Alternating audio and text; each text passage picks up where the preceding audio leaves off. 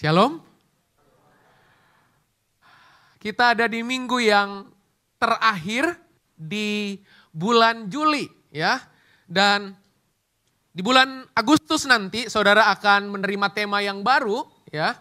Saudara akan dibekali dengan tema yang baru dan di siang hari ini ya. Udah cepat sore ya. Ya dari pagi soalnya ya. Di siang hari ini saya akan menutup rangkaian tema tentang family, tentang relation yang saudara udah dapat sepanjang 1 bulan terakhir ini. Dan secara khusus di siang hari ini, saya akan menutup jumpa kita di bulan Juli ya, dengan topik menghormati orang tua. Oke? Coba saya mau pastikan dulu berapa banyak saudara yakin sekali, percaya banget saudara lahir dari orang tua. Nanya dulu ya. Saudara percaya saudara lahir dari orang tua? Percaya ya?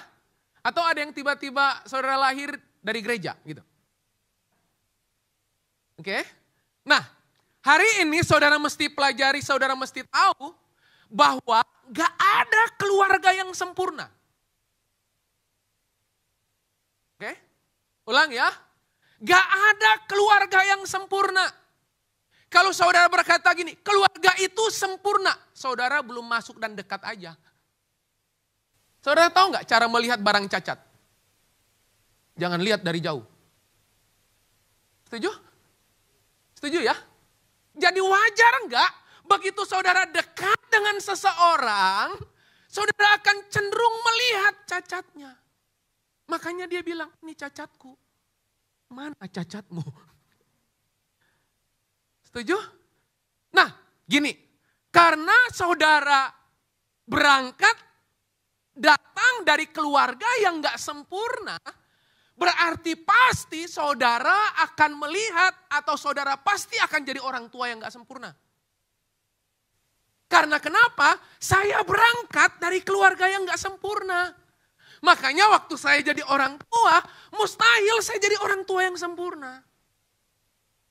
Tadi ibadah yang kedua saya khotbah, anak saya dengar. Itu pertempuran sengit loh. Menghormati orang tua, didengar anaknya, integritas dipertaruhkan di rumah. Oke? Nah, menariknya gini. Kasihnya yang sempurna dia berikan, supaya kasih yang sempurna di dalam saya bisa rilis kepada orang tua saya yang gak sempurna. Saudara percaya gak? Kasihnya sempurna di dalam Anda. Nah, cara memfungsikan kasih yang sempurna yang saya udah terima, saya harus melihat, saya harus ketemu, saya harus menonton dengan keluarga atau orang tua saya yang gak sempurna. Supaya kasihnya yang sempurna itu bisa saya lepasin kepada yang gak sempurna. Makanya dengar baik-baik. Saya titip pesan buat para orang tua. Titip pesan ya, boleh ya. Saya yang titip pesan, bukan kakak-kakak TNT yang pesanin, bukan. Jangan pernah karena saudara nggak bisa urus anak Anda di rumah, Anda titip di TNT. Halo, nggak ada ayat. Nggak ada ayatnya, nggak ada. Masa? Nanti saya tunjukin. Ada begitu banyak orang tua, nggak di sini, di sana sini. Itu karena dia nggak bisa urus di rumah, dia titipin di TNT dan kasih tahu ke kakaknya, Kak, tolong urus anak saya ya, karena saya nggak bisa urus di rumah. Masalahnya saya nggak ketemu ayat yang Tuhan bilang ini. Ada di antara saudara yang makanya tadi saya tanya, ada yang tiba-tiba lahir di gereja, ada? Anda lahir di rumah dan pulang ke rumah. Ada yang mau tinggal di sini habis ibadah? Saudara pulang ke rumah loh. Anda tahu nggak?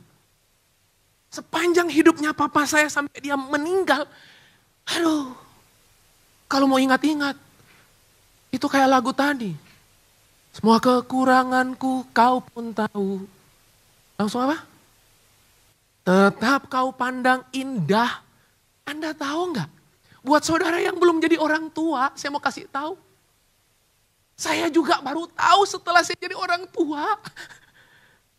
Saya ulang ya, saya baru tahu betapa susahnya jadi orang tua. Bukan pada waktu saya belum jadi orang tua. Tapi setelah saya jadi orang tua, saya ngerti betapa susahnya. Nah masalahnya gini, ini faktanya. Blueprint yang Tuhan pakai untuk melatih kita mengenal Tuhan, dia kasih alat peraga. Tahu? Alat peraga itu namanya keluarga. Makanya gini, saudara gak akan pernah mengerti Tuhan dan kebenarannya kalau gak diperagakan di rumah. Paham? Makanya orang tua yang di rumahnya berantakan, susah nunjukin anaknya Tuhan yang hebat. Nah alat peraga ini Tuhan pakai untuk memperagakan kasihnya sempurna. Kenapa saya menghormati papa mama saya? Supaya anak saya Kesia melihat bagaimana cara saya menghormati orang tua saya. Nanti dia menghormati saya. Saya mau kasih tahu. Buat Anda yang udah nikah. Begitu Anda udah gak suka sama orang tua salah satu. Atau salah dua. Anda perguncingkan itu di ruang tamu dan kamar tidurmu. Terdengar oleh anakmu, pantas saja anakmu gak bisa hormati engkau sama emaknya. Kenapa? Kenapa tahu? Lawang orang tuanya aja gak hormati orang tua kok. Oke? Yang belum nikah, berencana mau nikah. Pastikan calonmu itu hormati orang tuanya. Tapi kalau dia bilang ini, saya gak hormat sama orang tuaku, tapi aku hormat sama orang tuamu. Jangan percaya. Lawang sama orang tuanya sendiri dia gak hormati, gimana bisa hormati orang tuanya, orang tua pasangannya. Mustahil. Halo? Nah makanya Tuhan kasih alat peraganya. Anda tahu gak? Saya itu gak ngerti gimana itu arus listrik.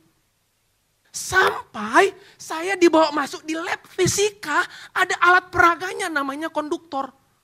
Dimas pasti tahu itu. Tahu konduktor? Material yang dipakai untuk mengantarkan listrik. Baru saya ngerti, oh arus listrik itu gitu ya. Dari mana? Alat peraga. Dan tahu nggak? Tuhan itu memperagakan seluruh sifat dan karakternya. Dia pakai alat peraga yang namanya keluarga. Makanya keluarga itu alat pengenalan akan Allah. Bukan gereja dulu. Harusnya anak kita itu kenal Tuhan dari rumah. Bukan waktu dia di gereja. Oke? Sekolah minggu bukan tempat titipan. Halo? Jangan alih fungsi ya. Tahu alih fungsi? Karena saudara gak bisa, saudara titipin. Gak ada ayatnya bos. Gak ada. Gak ada. Amin. Makanya kenapa? Blueprint terindah yang Tuhan buat di awal adalah keluarga. Anda tahu gak? Panjangnya pelayanan seseorang, sehatnya pelayanan seseorang, sehatnya di rumah. Halo? Kalau Anda ingin tahu sehatnya bisnis seseorang, itu pasti sehatnya di rumah. Anda ingin sehatnya iman seseorang dimanifestasikan, pasti imannya sehat dari rumah. Setuju? Jelas sampai sini? Saudara, jelas ya? Saya ulang dari awal. Makanya, yuk. Saya titip pesan sekali lagi Bapak Ibu, dengar baik-baik. Anak itu selalu cenderung gagal taat. Tapi dia gak pernah gagal niru. Halo? Dia butuh modeling kan? Coba, modelin pakai apa? Tiba-tiba Tuhan hadir gitu. Ya, kau membuatku sesuai rencanamu. Zzz, Tuhan hadir. Hadirnya Tuhan itu lewat manifestasi Anda sebagai alat peraga. Halo? Nah, wajar sebagai alat peraga memperagakan kan? Setuju nggak Bapak Ibu Saudara? Nah, kalau yang jadi alat peraga aja udah salah. Terus gimana caranya orang yang melihat bisa memperagakan Tuhan? Halo? Hari ini kita sebagai orang tua, tapi di saat yang sama kita sebagai anak. Jadi saya hari ini khotbah, saya posisikan di gini, ada waktunya saya itu anak. Papa mama mertua meninggal. Papa saya barusan dipanggil Tuhan April kemarin. Tinggal satu, mama. Jadi bagaimana saya menghormati mama saya tunjukkan kepada mama saya bagaimana saya menghormati dia. Itu serta-merta, itu jadi peragaan yang ditonton oleh anak saya. Amin. Makanya gini, di menit awal, jangan kurang ajar sama orang tua. Karena Anda belum pernah jadi orang tua. Atau sudah jadi orang tua. Paham? Jelas? Udah kadang kurang ajar kok Jeff. Bertobat. Karena ames ini kita lihat ayat. Ya, oke? Menghormati orang tua. Lihat. Semua kehidupan itu datang dari Tuhan. Oke? Semua kehidupan datang dari Tuhan. Bisnismu datang dari Tuhan. Dompetmu datang dari Tuhan. Pelayananmu datang dari Tuhan. Aktivitas-aktivitas Senin sampai Sabtumu datang dari Tuhan. Nah, kalau semua datang dari Tuhan, Tuhan itu percayakan yang datang dari Dia itu butuh wadah. Nah, wadah pertama bukan gereja. Wadah pertama, keluarga. Makanya gini, banyak orang dihormati penatuannya, tapi dia kurang ajar sama orang tuanya. Halo? Halo? Wah, kalau sama penatua Jarpim, hormat, gerak, pulang di rumah. Pelayanan bagus. Oke? Tapi berapa banyak dalam kehidupan kita, kita itu gak berlaku hormat loh sama orang tua. Saya akan tunjukkan ayat-ayatnya. Makanya gini, orang yang stagnasi, miskin terobosan, setiap tapak perjalanan hidupnya, gak ada tetesan anugerah, itu penanda utama. Kita kurang ajar sama orang tua. Halo? Oke? Jadi semua yang datang dari Tuhan, Tuhan butuh wadah. Dan tahu nggak, wadah itu dia percayakan kepada yang namanya keluarga. Lanjut. Tuh, ada ayatnya loh. Ulangan pasal 6 ayat 6 sampai 7. Apa yang kuperintahkan kepadamu hari ini, jadi kalau saudara besok ketemu ayat ini lagi, tetap hari ini. 10 tahun dari sekarang, saudara jadi kakek nenek engkong mak, baca ulangan ayat 6 sampai 7, tetap aja ayat ini relevan di segala gen. Mulai dari gen X, gen Y, gen C, kecuali gengsi, gak ada. Oke? Jadi ayat ini relevan. Jadi ayat ini gak ada kaitannya ini. Yuk kami gen C. Yang ibadah 1 tadi atau 2. Kami gen Y. Kami gen X. No, ayat ini berkata apa yang kuperintahkan kepadamu pada hari ini haruslah engkau perhatikan. Apa yang harus saya perhatikan? Dengar ayat ini. Haruslah engkau mengajarkannya berulang-ulang. Jadi gini, kalau saya sebagai orang tua, saya mesti ngajar ulang-ulang. Tahu arti ulang-ulang? Disengaja, direncanakan, by design, dan intention. Jadi memang sengaja diulang-ulang. Sama seperti orang tua kita ngajarin kita di waktu muda, di waktu kecil. Anak itu kalau masih kecil, lucu banget loh. Kalau udah gede masih lucu? Ya. Kesya waktu kecil, lucu banget. Sekarang, itu why-nya itu kayak lapisan bawang bombay. Lapisan pertama, why? Udah dijawab. Lapisan kedua dibuka lagi, why? Why? Sampai seluruh why-nya, kudu saya berbahasa roh. Untuk mendownload hikmat untuk menjawabnya. Karena memang ayat ini bilang apa? Engkau harus mengajarkan berulang-ulang. Jadi dengar baik-baik. Jangan nunggu anak kita dipanggil sekolah dulu. Baru kita kasih perhatian ngajar. Di sini gak ada. Gak ada. Jadi jangan sampai ada masalah dulu. Baru kita kasih perhatian. Halo? Dan Anda tahu nggak? Tempat pertama yang Tuhan tulis, puji Tuhan bukan gereja. Anda baca ayat ini.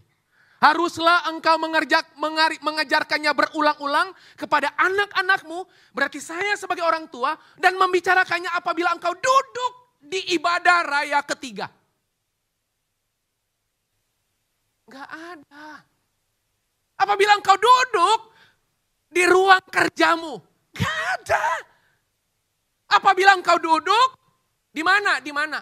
Di rumah. Tahu rumah?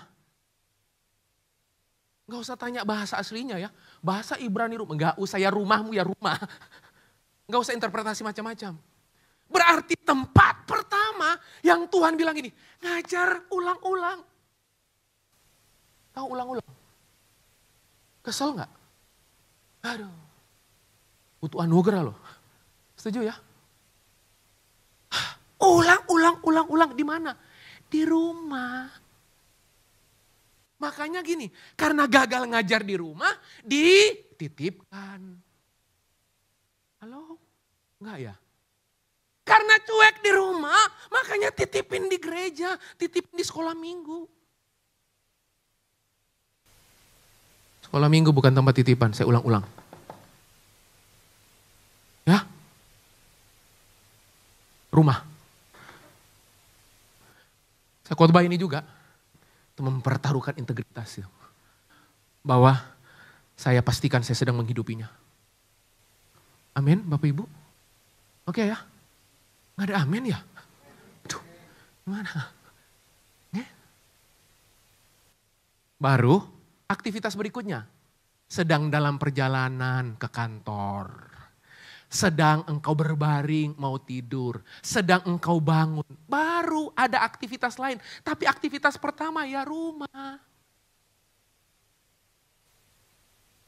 Oke. Lanjut. Kenapa saya mesti menghormati orang tua? Coba kenapa? Oke. Anda tahu nggak? Masa kecil saya itu penuh sumpah dan kutuk loh. Benar. Benar. April kemarin papa saya dipanggil Tuhan. Dan saya tidak pernah menyesal dipanggil Tuhan. Karena saya injili dia. Ya. Di masa-masa akhir kehidupannya, waktu dia masih lebih oke. Saya injili dia, saya ingatkan Yesus dalam hidupnya dan dia terima Yesus. Dan tepat beberapa bulan sebelumnya dia menyerahkan diri hidup baptis. Baptisnya spontan, gak ada planning. Begitu ditantang baptis, papa mau cari kolam renang. Ngajari FF itu loh baptisan. Ya, ngajari setengah jam, papa ngerti. Papa boleh ulang arti baptisan itu apa? Diulang. Papa siap. Papa baptis ya, baptisnya gimana? Nyelam? Iya gitu. Saya bawa, saya baptis. Tapi Anda tahu nggak? Masa kecil dan remaja saya penuh dengan kutuk. Halo? Nah yang menariknya, Anda tahu nggak mengapa menghormati orang tua? Ini ayatnya. Keluaran 20 kalau Anda baca, 4 ayat pertama, kata hormat pertama kali, hormat kepada Tuhan. Nah yang menarik, hormat kedua, langsung Tuhan letakkan hormatnya kepada orang tua. Oke? Saya ulang ya. Kata hormat pertama kali, itu hormatnya itu kepada Tuhan. Tapi setelah Tuhan, orang tua. Oke? Nah lihat. Keluaran 20 ayat 12, hormatilah ayahmu dan ibumu yang lahir baru. Itu. Ada tulisan gitu? Hormatilah ayahmu dan ibumu karena dia udah ikut Bible class. Enggak juga loh. Hormatilah ayahmu dan ibumu karena dia lembut hatinya. Enggak ada ayatnya. Anda tahu enggak? Tuhan minta hormati ayahmu dan ibumu. Enggak ada alasan apapun. Itu artinya gini. Menghormati orang tua. Itu perintah Tuhan. Jeff, gimana kalau papa saya belum lahir baru? Gak ada urusannya, karena saya gak ketemu ayatnya. Halo? Gak ada kok, gak ditulis kok. Hormati ayahmu dan ibumu karena dia habis jadi Kristen. Gak ada. Gak ada. Tuhan cuma bilang hormatilah ayahmu dan ibumu. Makanya lihat di Alkitab, problem otoritas itu problem kepada Tuhan loh. Paham? Saya ulang ya. Waktu Anda punya problem dengan otoritas, Anda bukan cuma problem dengan sang atas Anda, tapi Anda problemnya dengan Tuhan. Makanya Daud ngerti prinsip ini. Makanya Yusuf ngerti prinsip ini. Sekalipun orang tuanya perlakukan dia dengan gak baik.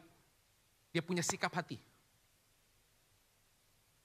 Coba Anda lihat seluruh rekam jejak cerita Alkitab.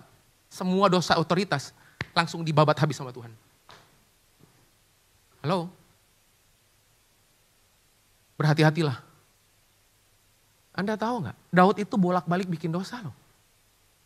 Halo? Tahu? Saul, Alkitab nyetat, itu bikin dosanya. Aduh.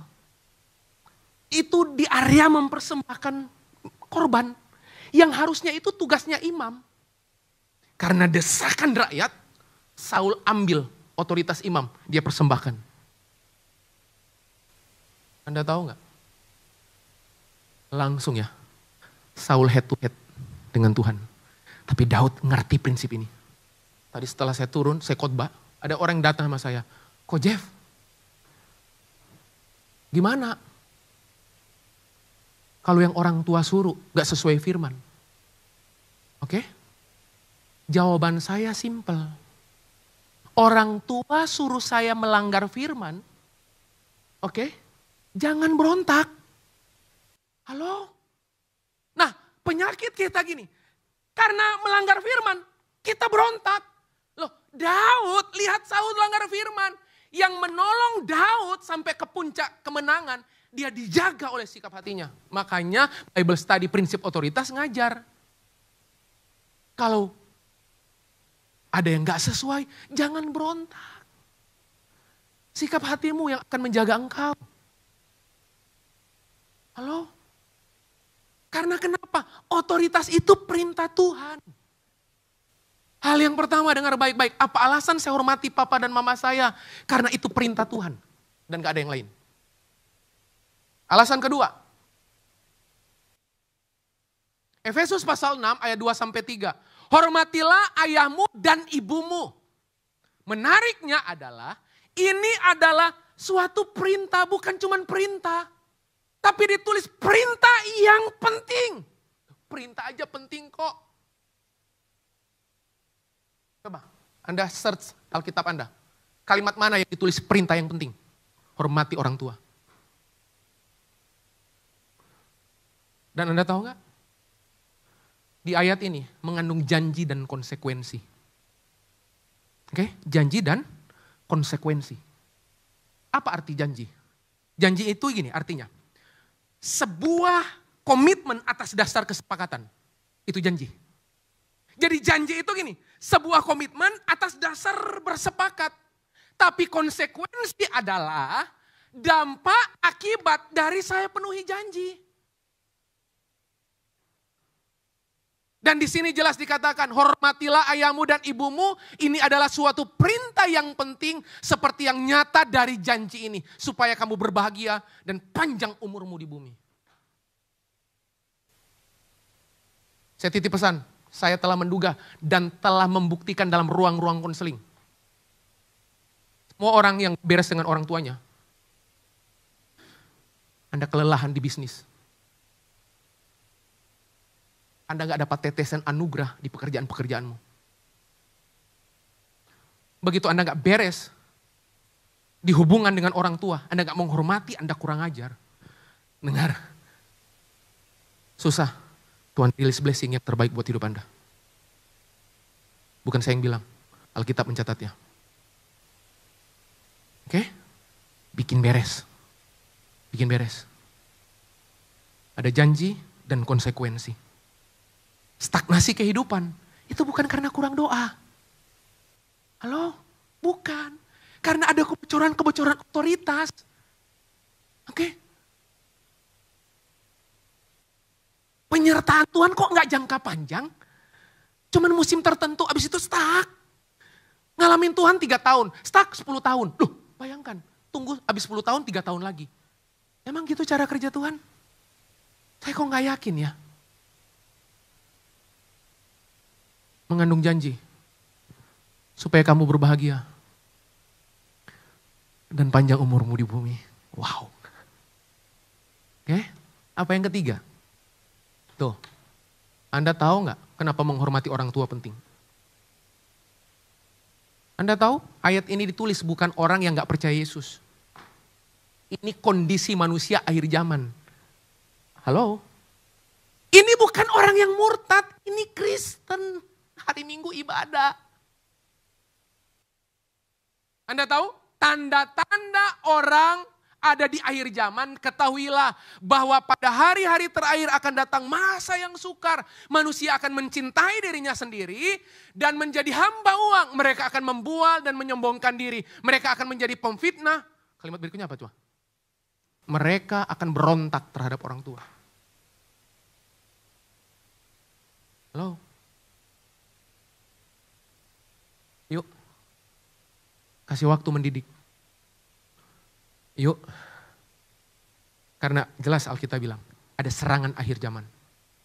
Dan jelas serangan akhir zaman itu ditulis dengan, gak usah interpretasi macam-macam. Mereka akan berontak terhadap orang tua. Berarti saya sebagai anak, saya itu berontak sama mama saya. Saya sebagai anak, berarti saya berontak kepada orang tua saya.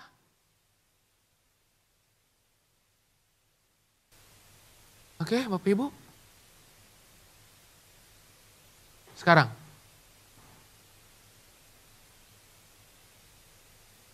Bagaimana cara menghormati orang tua? Boleh saya tanya? Ada di antara Bapak Ibu Saudara yang hadir hari ini yang orang tuanya masih lengkap? Yang tinggal satu? Oke, yuk kita praktek ya. Anda tahu nggak? Bedanya hormat sama respect. Oke? Hormat itu, ini. Kalau Anda respect sama seseorang, Anda nggak perlu tindak lanjuti respectmu kepada orang itu. Nggak perlu. Cukup Anda memberi respect di dalam hati Anda. Tapi pelajari seluruh kata hormat di Alkitab. Tahu nggak? Hormat itu nih. Ada tindakan melakukan karena Anda menghormati. Jadi kalau saya menghormati Tuhan, coba, saya menunjukkan nggak dengan tindakan saya, dengan cara saya menghormati Tuhan? Lawang, pelajaran upacara bendera itu kasih bukti loh. Itu nggak ditulis. Kepada pembina upacara, respect, gerak. Nggak ada. Kata yang dipakai, hormat, gerak. Artinya apa? Memang hormat itu harus diperagakan dan ditindaklanjuti. Nah pertanyaan saya, gimana cara menghormati orang tua? Pertama, Efesus pasal 6 ayat 1. Hai anak-anak, posisi saya anak. Hai anak-anak, taatilah orang tuamu di dalam Tuhan karena haruslah demikian. Ayat ini nggak mengandung arti gini, oh saya hanya taat sama orang tua yang di dalam Tuhan. Bukan gitu maksudnya. Bukan. Maksud ayat ini adalah gini, saya mentaati orang tua saya karena sayanya yang di dalam Tuhan. Arti? Jadi bukan gini, karena orang tua saya belum di dalam Tuhan, ya nggak usah ditaati. Loh, enggak. Halo? Dan pertama, kenapa saya mesti taat sama orang tua? Karena memang haruslah demikian. Jadi bukti saya menghormati adalah saya menaati. Anda tahu nggak? Kata taat di Alkitab selalu ada upah. Ada upah. Yang pertama, menghormati itu gini. Saya menaati. Oke? Kalau nggak sesuai firman gimana? Jangan berontak. Saya ulang, sikap hatimu yang akan memenangkan, bukan berontak. Oke? Yang kedua hilang. Balik ke sini. Sembari ditampilin, pemain musik balik. Tinggal 3 menit.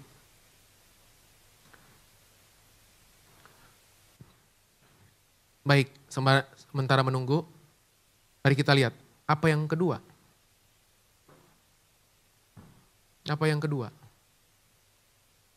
Ada ayatnya yang kedua. Yang pertama menghormati, menaati. Yang kedua, Amsal 1 ayat yang ke-8. Amsal 1 ayat ke-8. Hai anakku, apa? Dengarkanlah didikan ayahmu. Dan jangan menyia-nyiakan ajaran ibumu. Oke. Yang kedua, menghormati itu mendengarkan. Anda bisa mendengarkan gak kalau Anda gak pernah punya waktu? Halo? Anda gak akan pernah bisa mendengarkan orang tuamu kalau Anda gak pernah punya waktu dengan orang tuamu. Halo? Dan Anda bisa gak mendoakan orang tuamu secara spesifik kalau Anda gak pernah mendengarkan keluh kesah mereka? Halo? Gak bisa loh.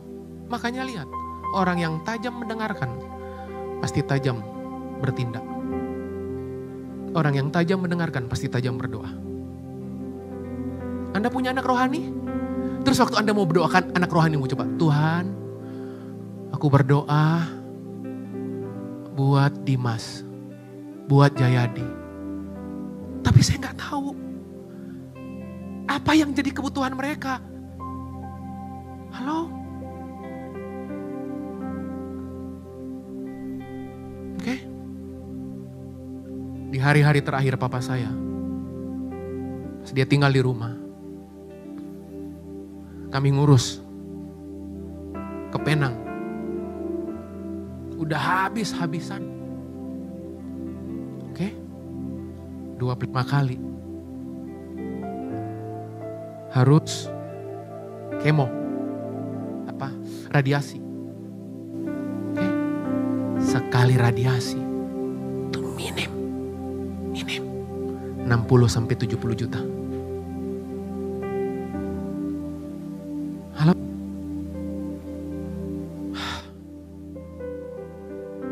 Kami berhutang. Sampai hari ini masih bayar. Tapi Anda tahu gak, saya gak pernah menyesal. Pas di rumah, dia panggil saya. Dia tinggal di rumah beberapa bulan. Melayani. Noraya layani dia. Saya layani. Oke. Dia panggil. Jeff, Papa udah gak lama. Wah. Papa udah gak lama. Saya duduk diam di sofa hadap-hadapan dengan dia. Terus tiba-tiba dia pingin ke ranjang. Saya bawa dia ke ranjang. Dia berbaring, saya duduk di ujung kakinya. Papa mau ngomong apa? Papa udah gak lama. Ya. Papa titip mama sama kamu. Saya mau kasih tahu. Kalau ada orang tua yang sedang dititipkan sama kamu, sama Anda, layani dengan baik. Saya bilang ini, oke Pak, saya panggil Nora. Nor, Papa mau ngomong, Papa please ngomong. Di hadapan Nora, Papa saya titip pesan. Saya tahu, bukan pertempuran mudah kan? Buat Anda yang pernah tinggal sama orang tua, sama mertua, pasti Anda tahu kan medan tempur sengitnya kan? Udah terlalu banyak curhat, konselor. Tapi saya bersyukur. Saya akan peragakan firman. Dan Tuhan janji berbahagia dan panjang umur. Halo? Saya cuma mau titip pesan. Lihat. Yang terakhir. Bisa? Yang terakhir tampilkan. Karena dia balik lagi. Yang terakhir. Kejadian pasal 47 ayat yang ke-11 sampai 12. Oke? Nggak bisa? Kejadian pasal 47 ayat 11 sampai 12. Dengan cepat. Yusuf menunjukkan kepada ayahnya dan saudara-saudaranya tempat untuk menetap dan memberikan kepada mereka tanah milik di tanah Mesir. Di tempat yang terbaik. Yusuf itu sediakan buat orang tuanya tempat yang terbaik. Dalam terjemahan bahasa aslinya berkata gini, tempat itu gini, the best of the land. Anda tahu gak? Ayat 12, dan Yusuf memelihara ayahnya di masa tuanya. Jangan taruh di pantai jompo. Layani mereka. Layani. Hari di mana Papa saya meninggal, saya gak pernah nyesal. Saya telah melakukan yang terbaik. Yang pernah saya bisa. Yang pernah saya berikan. Saya rilis semua. Oke? Saya kasih semua. Begitu Papa saya telepon, saya kasih semua. Dan saya bersyukur saya mengalami itu. Saya titip pesan buat Bapak Ibu. Saudara yang masih punya orang tua lengkap. Layani mereka dengan baik. Oke, akan tiba waktunya. Anda mau menyesal kayak apapun. Ini janji. Ini perintah. Oke? Bahkan Yesus di akhir hidupnya, saya bacakan buat saudara. Oke? Yohanes pasal 19. Saya tunjukkan kepada saudara. Yohanes pasal 19. Oke. Ayat 26 sampai 27. Ketika Yesus melihat ibunya dan murid yang dikasihinya di sampingnya. Ini detik-detik babak-babak Yesus menuju salib. Sebab Yohanes 19 itu babak akhir sebelum ke salib. Berkatalah ia kepada ibunya, mamanya di masa tuanya. Ibu, inilah anakku. Ayat ke-27. Kemudian katanya kepada muridnya. Ternyata Yesus titip mamanya ke Yohanes. Yesus berkata kepada Yohanes, inilah ibumu. Dan sejak saat itu, murid itu menerima dia di dalam rumahnya. Gawat. How? Halo? Yesus mau mati, nitip orang tuanya. Sama Yohanes. Pantas saja Anda lihat semua rekam jejak misionarnya Yohanes. Rekam jejak Rasul Yohanes dalam perjalanan hidupnya. Gila itu. Dibumbui dengan anugerah yang gak pernah habis. Sampai matinya. Dikenang banyak orang. Saya berdoa. Komunitas SMCC itu terampil. Mahir memperagakan kecintaanmu kepada orang tuamu. Hormati mereka. Saya nggak bisa khotbah ini kalau saya nggak pernah memperagakan itu. Nggak ada serangan, sebab saya telah memperagakan itu di masa hidup. Dan di hari-hari ini, lakukan yang terbaik. Oke? Mereka nggak sempurna. Sama seperti saya nggak sempurna. Bukankah juga saudara nggak sempurna? Saudara itu dipungut oleh Sang Sempurna waktu saudara nggak sempurna. Oke? Makanya kitab Roma 15 menulis, terimalah satu dengan yang lain. Sama seperti Kristus telah menerima kita. Jadi alasan saya menerima seseorang yang gak sempurna nyebalkan di depan saya. Itu karena gini, karena Kristus menerima saya yang gak sempurna ini. Nah, terus apa alasan saya gak terima orang yang gak sempurna itu di depan saya? Halo? Saya tahu jarang ada yang khotbah ini di banyak gereja.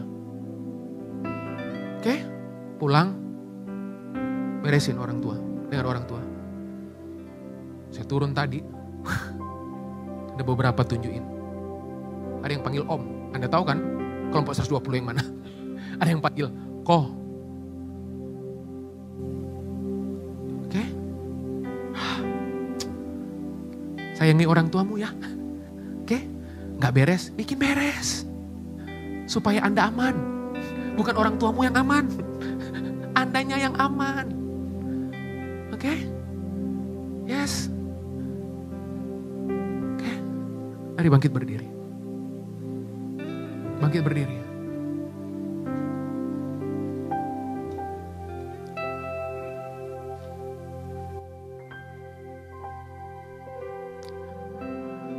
Buka kedua tanganmu siang hari ini.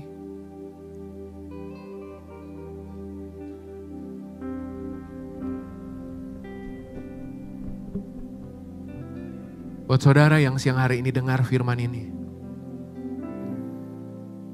Kau yang sedang memposisikan dirimu sebagai anak, engkau masih punya orang tua. Saya titip pesan. Kalau ada sumbatan hubungan, kalau ada gap-gap hubungan yang gak beres, beresin. Beresin. Kalau enggak, engkau akan tertatih-tatih dalam menjalani hidup. Buat saudara yang jadi orang tua hari ini, Alkitab bilang jangan bangkitkan amarah anak-anakmu. Kalau engkau ingin menjadi orang tua yang dihormati, berlakulah hormat kepada anak-anakmu. Terima kasih buat siang hari ini. Kasih-Mu menyembuhkan kami. Kasih-Mu memulihkan kami.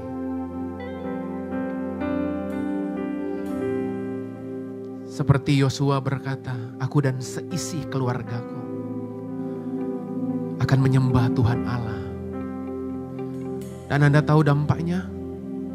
Nanti pelajari Yosua pasal 24. Setelah Yosua mati, bangsa Israel jadi umat yang paling rohani di masa Yosua dan setelahnya. Dan Alkitab mencatat, sejak saat itu gak ada yang gak digenapi atas Israel. Meteraikan firman-Mu. Terima kasih. Kami berdoa buat orang tua kami. Mereka gak sempurna. Tapi bukankah kasih-Mu yang sempurna ada di dalam kami? Itu yang memberi kami kemampuan mengasihi mereka dengan kasih yang sempurna. Justru karena kami menerima kasih yang sempurna, ini kesempatan terbaik untuk kami merilis kasih yang sempurna itu kepada orang tua kami yang gak sempurna. Kami speak blessing buat mereka. Kami rilis blessing buat mereka. Makasih buat papa mama. Makasih buat ayah ibu. Makasih buat orang tua yang Tuhan percayakan dalam hidup kami. Selagi mereka hidup, kami akan layani mereka. Seperti Yusuf memelihara ayahnya. Dia memberikan the best of the land. Dan Yusuf menjadi penguasa Mesir. Terima kasih, hamba-Mu selesai. Roh Kudus sekali lagi terjemahkan firman-Mu. Lembutkan hati kami. Kami sebagai orang tua beri kami kemampuan. Untuk kami jadi alat peraga memperagakan kasih-Mu atas kehidupan anak-anak yang Tuhan percayakan. Bantu kami, tolong kami, sesering kami gagal melakukannya. Sesering itu ada kasih karunia yang menyertai. Terima kasih. Kami terima semua yang terbaik yang datang dari Tuhan. Lewat firman-Mu. Hanya di dalam dan demi nama Yesus. Kami sudah berdoa, kami mengucap syukur. Bersama berkata, Amin. Silakan duduk.